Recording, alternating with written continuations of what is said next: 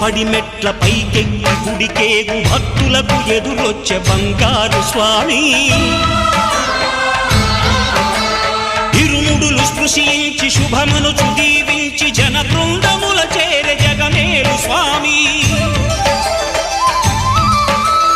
తన భక్తులొనరిల్చు తప్పులకు తడబడి ఒక పక్క ఒరిగెన ఓంకారమూర్తి